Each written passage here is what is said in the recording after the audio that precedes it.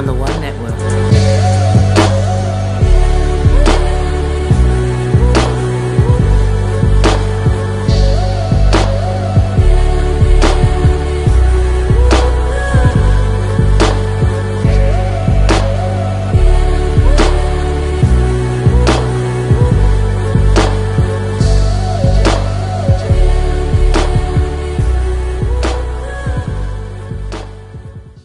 Before we get very far into our next story, we do have a warning for you tonight. What you're about to see and hear may not be suitable for children. Tonight, take a walk in their world. Transpicuous news, connecting the dots between the lines.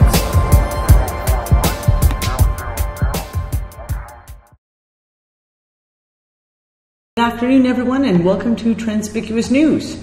It is October 4th, 2014 today. Today's news report is going to gallivant in the realms of disbelief and complete ridiculousness, and I hope you will enjoy it. I think you will. There might be a few face palms inserted here and there, because this week is pretty crazy. So, first up, because we're going to start with the most ridiculous of the ridiculous. Zombies everywhere. That's what we're hearing.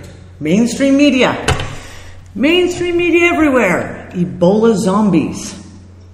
Apparently, a Liberian newspaper claims that Ebola victims are rising from the dead with half-eaten faces and marching around in the general public. Two Ebola patients who died of the virus in separate communities in Nimba County have reportedly resurrected and are now walking around. Some gruesome pictures here. Delightful. I'm sure you'd all want to have the same kind of makeover. So, coming soon to a theater near you. Now, the funniest bit of all of this was just 2 days ago. But back in August, one of China's most staid and official news agencies published an article, August 9th, addressing and debunking the rumor that Ebola causes zombies after you die.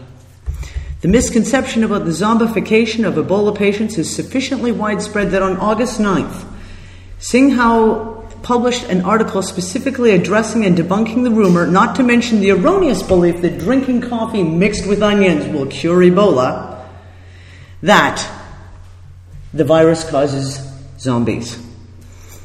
The article describes the rumor risk of Ebola-induced zombiehood. A victim who seems to have already died from Ebola will, after several hours or days, unexpectedly reawaken into an extremely violent condition in which they bite any moving object, including humans and animals.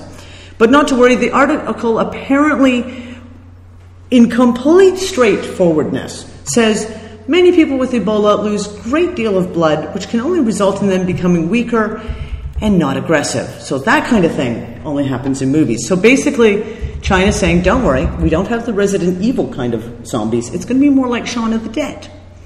You know, Zombieland. Slow, meandering, they're really slow. The best part of this. May 2011. The CDC released, and I shit you not, and many of you will actually remember this, the CDC, Center of Disease Control and Prevention, released Preparedness 101, the Zombie Apocalypse. Yes, they did. So, Preparedness 101, Zombie Apocalypse, in which they put together an entire pamphlet about how to prepare yourself for the coming zombie apocalypse, including a brief history of zombies, which I found extremely entertaining to read. I highly suggest you go to the link and have a giggle. Now, this part is the really good part of this little preparedness thing that they put out in 2011. Get a kit, make a plan, be prepared. If zombies did start roaming the streets, the CDC would conduct an investigation, much like any other disease outbreak. The CDC would provide technical assistance to cities, states, or international partners dealing with the zombie infestation. This assistance might include consultation, lab testing, analysis, patient management and care, tracking of contacts, infectious control. It's likely that an investigation of this scenario would seek to accomplish several goals: determine the cause of the illness, the source of the infection, toxins, learn how it's transmitted, blah, blah, blah. Not only would scientists be working to identify the cause and cure the zombie outbreak, but the CDC and other federal agencies would send medical teams and first responders in to help those in the affected areas. Sound familiar? Just putting that out there. Sound familiar? Speaking of zombies, George W. Bush Jr. met with the press last week, had some very interesting things to say. He whined about the fact that Obama never returns his calls. Can't imagine why. In the interview, he says, the world is better off without Saddam Hussein in power and without the Taliban in power. He described ISIS as a group of ideologues who murder the innocent. I'm pretty damn sure he doesn't even know what that word means. But we'll get on with it. He added that Americans need to understand the lesson on 9/11. It is still just as important today as it was then. The fun part, though, is when he said that his younger brother, Jib, wants to run for president. And he's pushing him along. So see, 2000s, it's going to be, I guess a millennium of firsts. America's first black president and America's first zombie president. It's going to be just delightful. This could be so much fun. Anyways, let's see, what else do we have here? Oh, yes, it says, Bush also says that the U.S. forces should have stayed in Iraq. Because they left. No, really, they did. Next in fun, one of my favorite articles I read yesterday. This goes in the giggle realm. Apparently Ben Bernanke can't get a mortgage. Yes. Homeowners have lately been unable to refinance their homes, have an unlikely comrade in arms. Former Federal Reserve Chairman Ben Bernanke, speaking at a conference in Chicago Thursday, said he recently tried to refinance his home and was unsuccessful in doing so. Sucks to be Ben.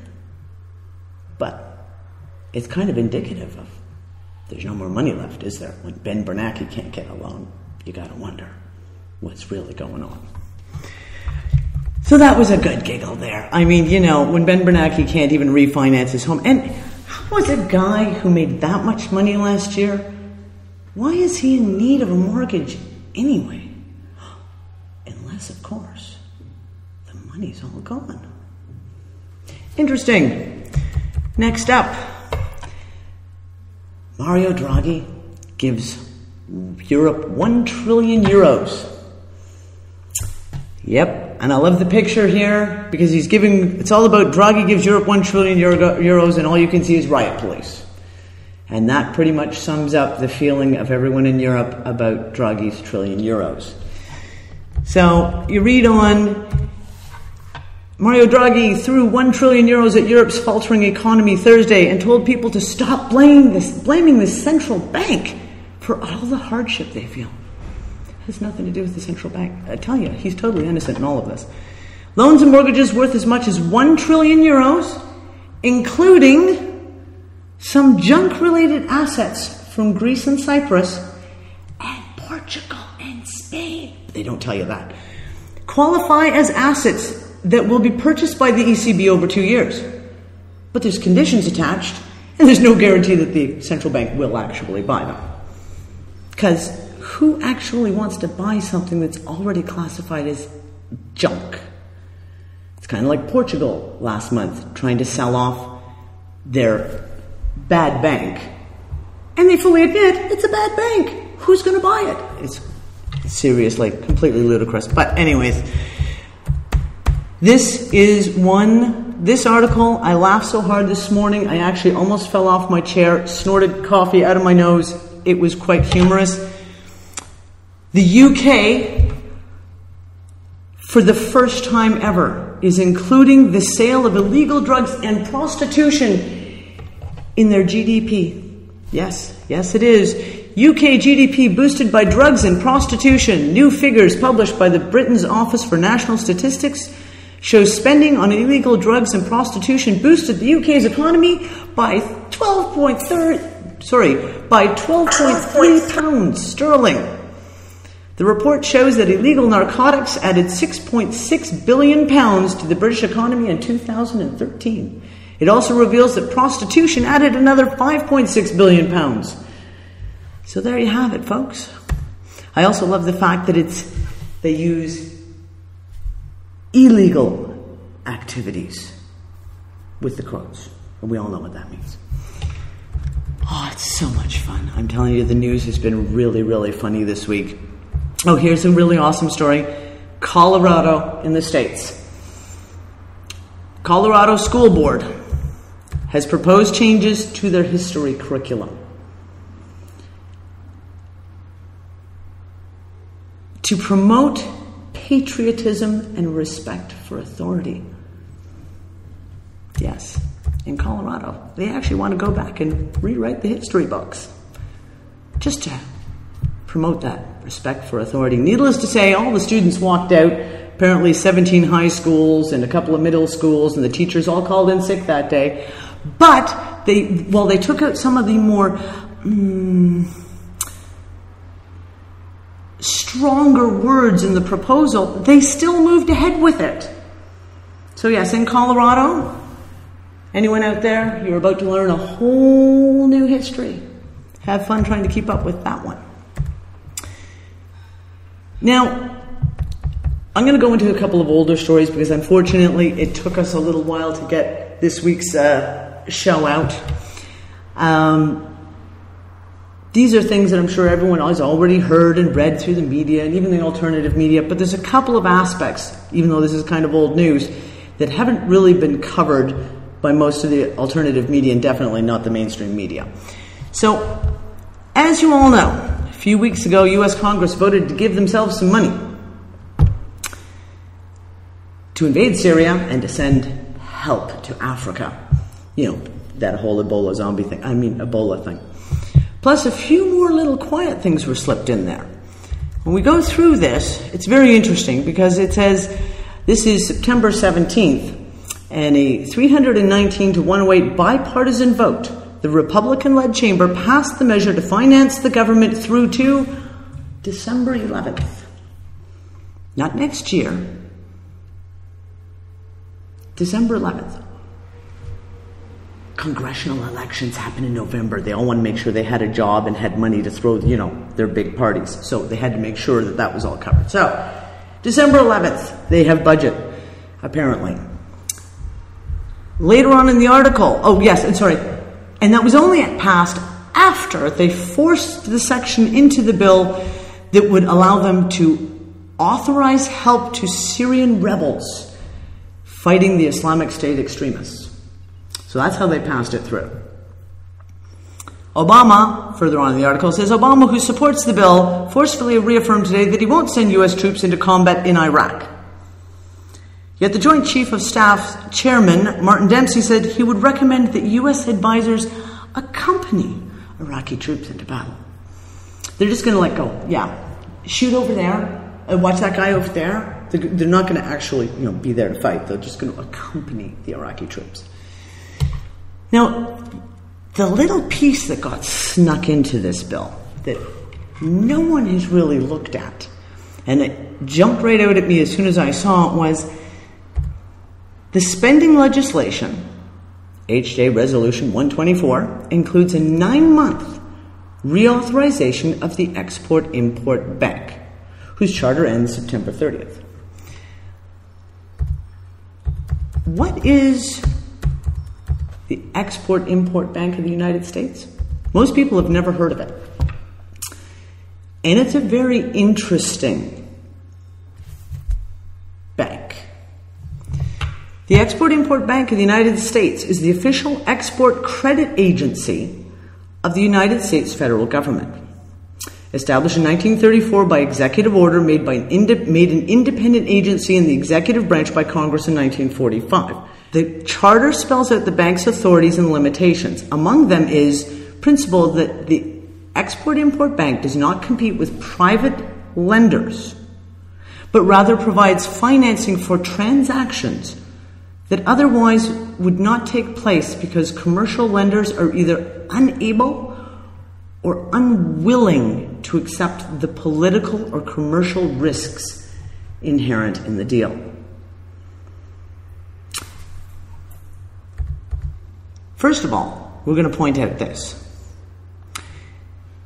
The Government Corporate Control Act of 1945 requires that this bank be reauthorized by Congress every 4 to 6 years. And they give you the list of 1947, 51, 57, all the way through. It's every 4 to 6 years they had their charter renewed. Until September 17th, when the House passed a bill reauthorizing the charter for 9 months. For the first time in history. 9 months. That's it. Till June 30th, 2015. Now, if you go through and look at some of the projects that the Export-Import Bank of the United States has been up to, this is the bank that was used to fund the building of the Pan American Highway, which is the biggest drug cartel mercenary road to ship drugs back and forth and mercenaries between U.S. to South America. They also funded the Burma Road, which is how China annexed Burma, along with a whole lot of other shit. They were also responsible for the Marshall Plan. Now, I don't care what anyone tells you the official version of the Marshall Plan was. It was basically $6 trillion splashed out for U.S. corporations to get into Europe and take over their markets. That's basically what it was, and it was a complete failure. When you read under the Wikipedia page, criticism, the bank has come under criticism for favoring special interests ahead of the U.S. taxpayer. These interests include heavily subsidized corporations such as Boeing and Enron, as well as those of well-connected foreign governments and nationals, such as the $120 million low-interest loan to China in the Chinese National Nuclear Power Corporation. 65% of loan guarantees in 2000 and 2008 went to companies purchasing Boeing aircrafts. In 2012, the bank loan guarantees became even more skewed, with 82% of them going to Boeing customers. Interesting, because then we come down here, an article today in Press TV. U.S. corporate cartels benefit from war on ISIL. Major U.S. corporate cartels are reportedly gearing to become the main beneficiaries of Washington's so-called coalition against the ISIL terrorists.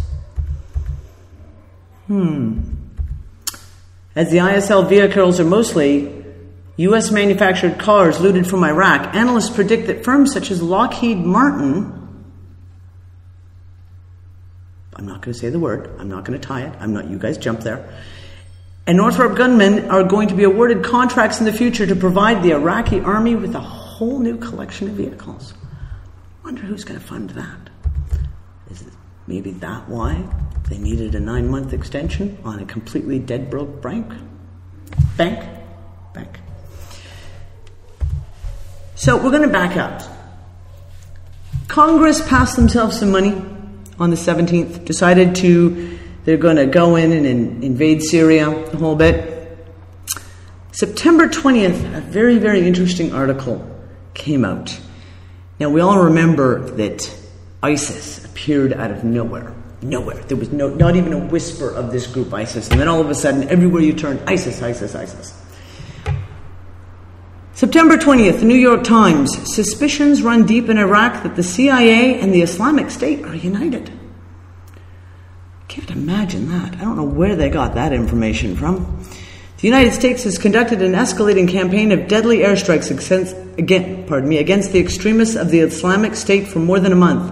But that appears to have done little to tamp down the conspiracy theories still circulating from the streets of Baghdad to the highest levels of Iraqi government that the CIA is secretly behind the same extremists that it is now attacking.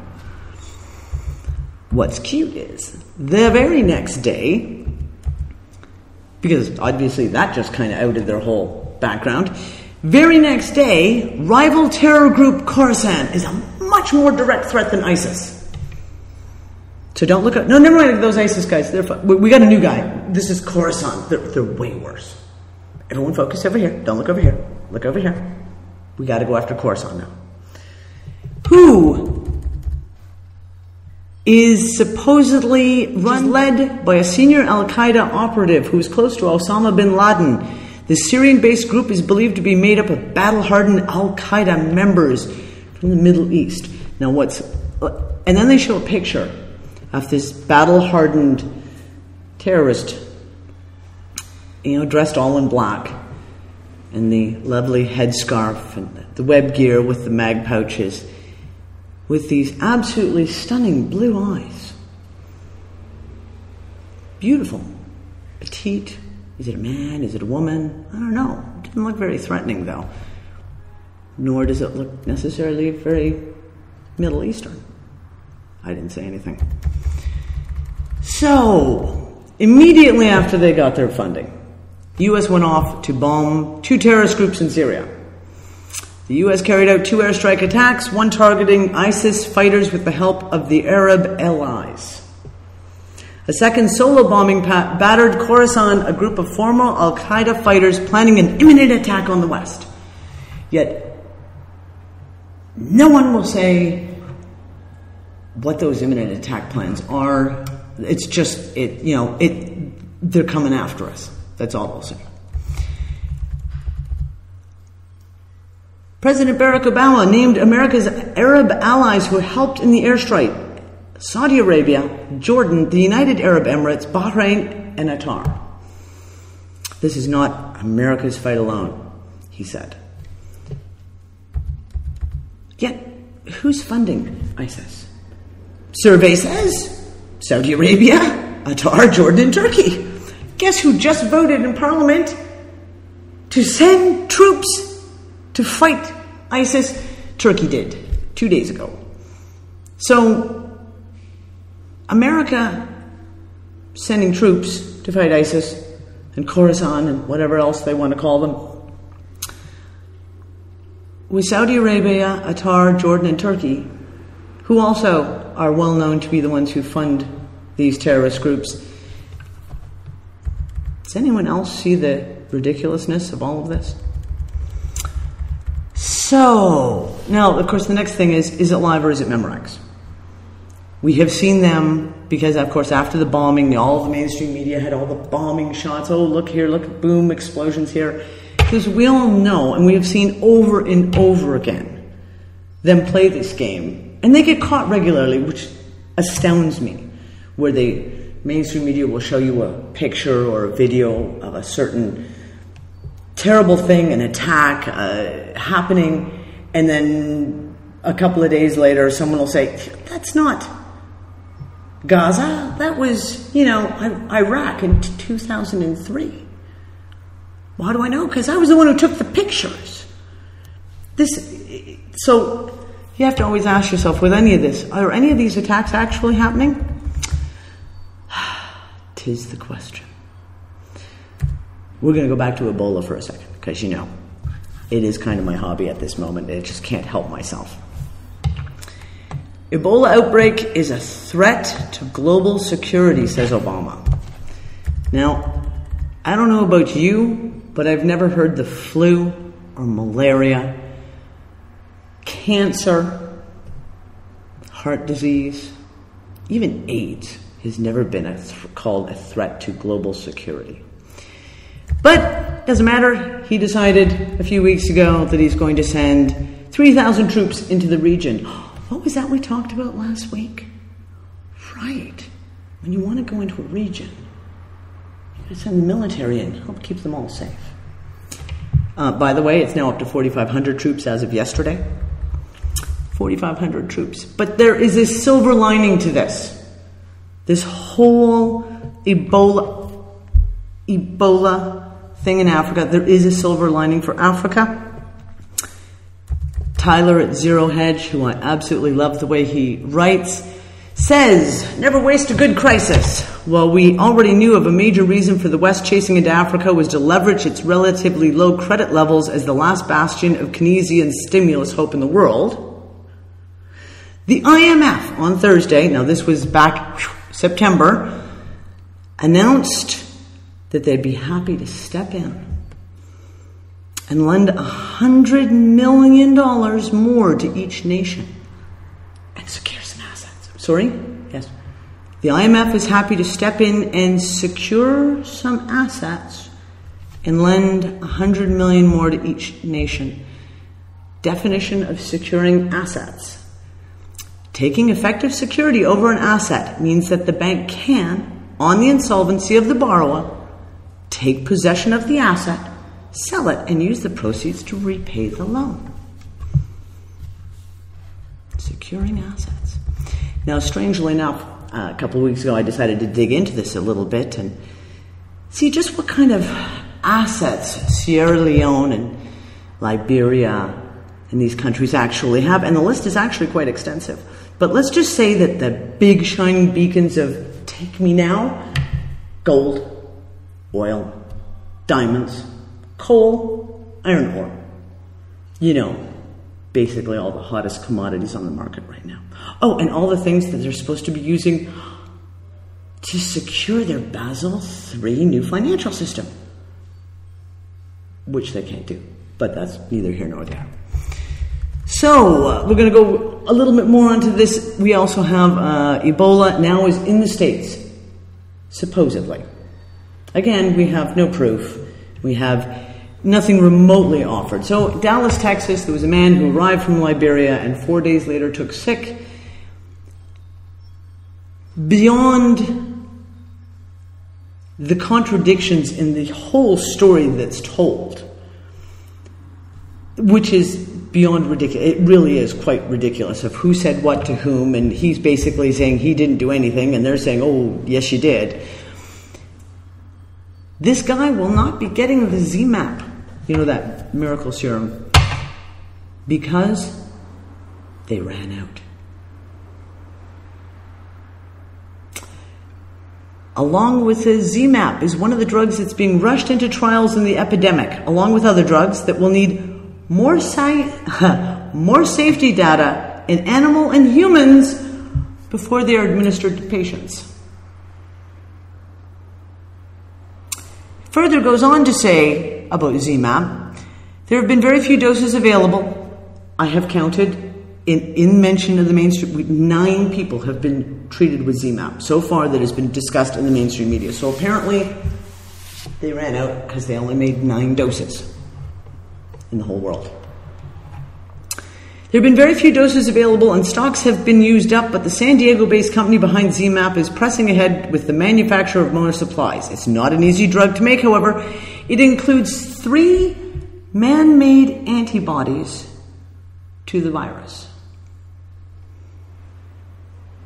3 man-made antibodies.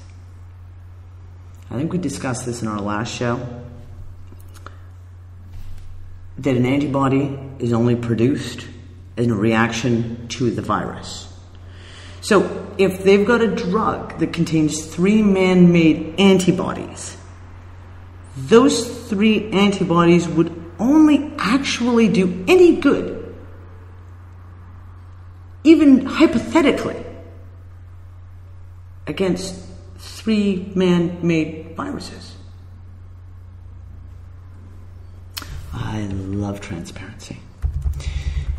So we're going to go on here. Here we go. But I do believe here's another one where I'm going to look back to our last show. Liberia restricts media coverage of Ebola. I'm pretty sure that's what I said in our last show.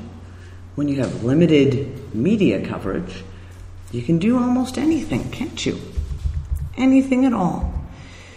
Liberia has passed a law that will restrict the media coverage of the Ebola outbreak in an attempt to protect the privacy of the patients. The law obligates all journalists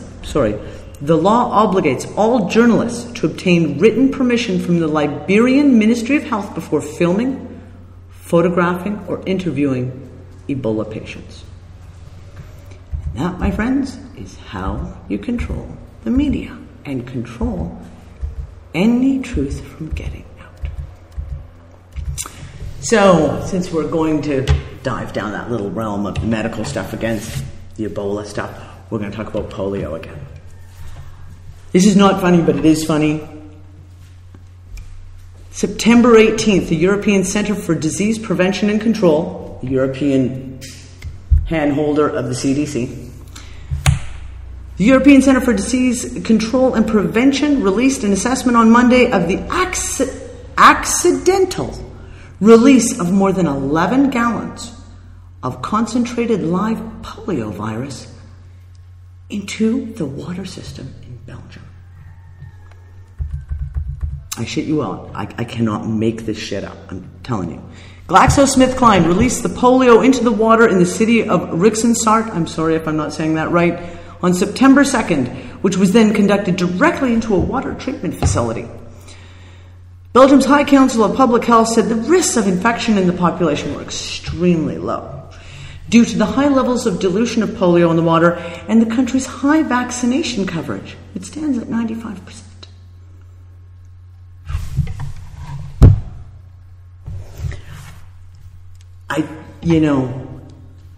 This kind of stuff is so beyond ridiculous. So anyways, the long and short of it is, there's going to be a polio outbreak in Belgium sometime in the next 6 months. I would be willing to wager my last shiny dirham on it. Okay? Back to the States. They're on it again. This mysterious virus in the States.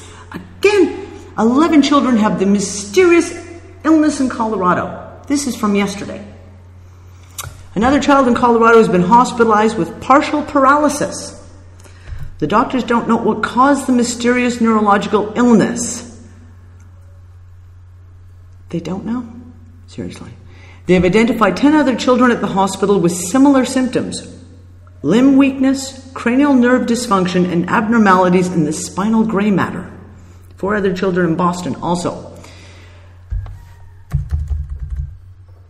The article later goes on to say, mysterious illness, mysterious, to say the enterovirus D68, so obviously they know what it is, has also been found in samples from 4 people who died recently, according to the CDC. But it's unclear what role the virus played in their deaths. It's possible that the enterovirus had nothing to do with them.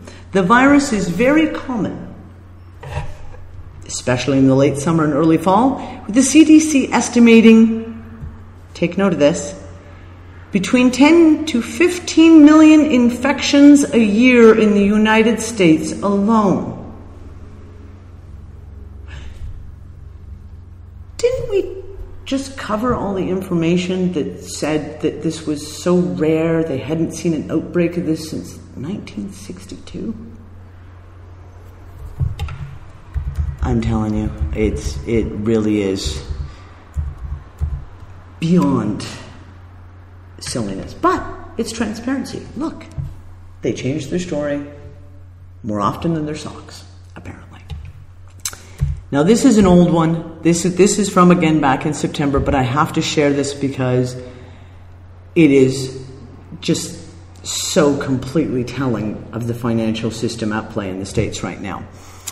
Tyler at Zero Hedge, again, worded this oh so well.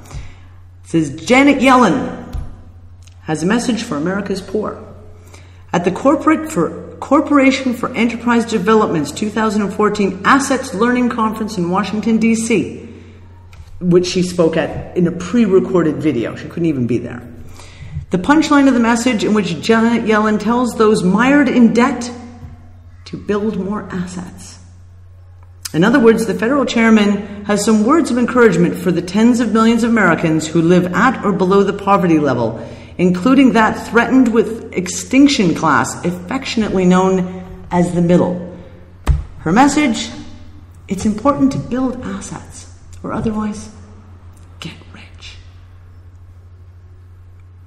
I would like to take a moment to just send a message to Janet that perhaps before going on video making statements like this, she may want to look up the historical significance of what happened to Marie Antoinette when she said, "Let them eat cake." Just saying. And in conclusion, just for our giggle for today, because, we haven't giggled enough, on a lighter note, Miley Cyrus is in serious trouble with the Mexican authorities because on her performance on stage in Mexico, on the Mexican Independence Day, she donned a large, oversized plastic booty, naked booty, and had someone spank her with the Mexican flag. Or they say twerking. I have no idea what twerking is. So we'll just say she was spanked by the Mexican flag. The Mexican state legislature has called for the singer to be fined after one of her dancers spanked her prosthetic backside using the Mexican flag. And I guess she's not going back to Mexico anymore. And that's it for this week.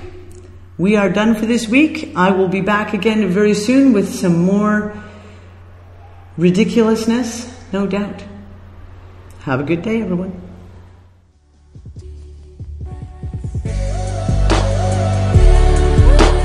Broadcasting a new paradigm on the One Network.